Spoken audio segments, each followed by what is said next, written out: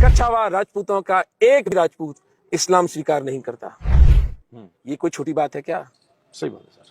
ये जब आते थे मलेच्छ, इनकी एक ही कंडीशन होती थी कि इस्लाम स्वीकार कर लो। अगर कछावा राजपूत इस्लाम स्वीकार कर लेते, there would be no Hinduism sir. Mewar के अकेले का इतना सामर्थ्य ही नहीं था कि इनसे भिड़ पाते। राजपूतों को जितना मेलाइन इस देश में किया गया, उसकी क्षमा मांगने के लिए इनका चरण धोके उनके चरणामृत पीना चाहिए हमको। आज अगर आप और मैं हिंदू हैं, it is only and only because of the Rajput resistance to Islam. ये मेरी बुक का प्राइमरी थीसिस है। लड़ते रहे, थ्रू आउट लड़ते रहे। टॉड उसको बहुत सुंदर लगता है कि राजस्थान के किसी गांव की कोई ऐसी गली नहीं है जहां राजपूतों ने अपना खून बहाकर मुसलमानों को पराजित न किया हो। और कोई अतिशोक्ति है, कोई कविता की दृष्टि से नहीं है, सत्य में ऐसा हुआ।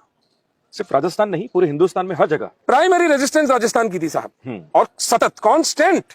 इसीलिए इस बुक का टाइटल, जो सब टाइटल है, 1000 ईयर वॉर फॉर धर्मा। बाकी सब क्या आइलैंड्स की तरह थे।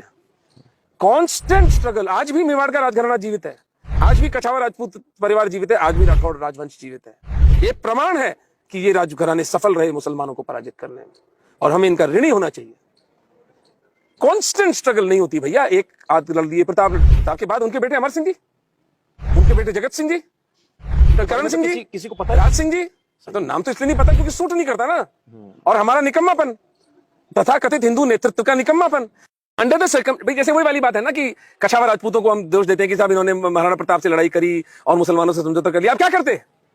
अगर आप जयपुर के राजा होते, आपको हिंदू धर्म बचाना होता, तो आप क्या करते मुसलमानों से समझौता करने के अलावा?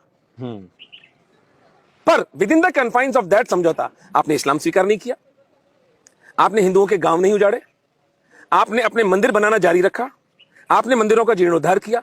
जितने मंदिर कछावे राजपूतों ने बनाए हैं, उतने मिलकर मेवाड़ और राठौड़ों ने नहीं बनाए हैं।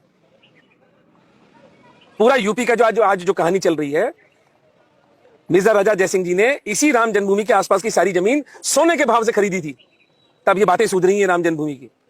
इतने दूरदृष्टा थे कछावा राजपूत। लेकिन आप जो कहने वाले तो उनका मांस नोचते हैं ना।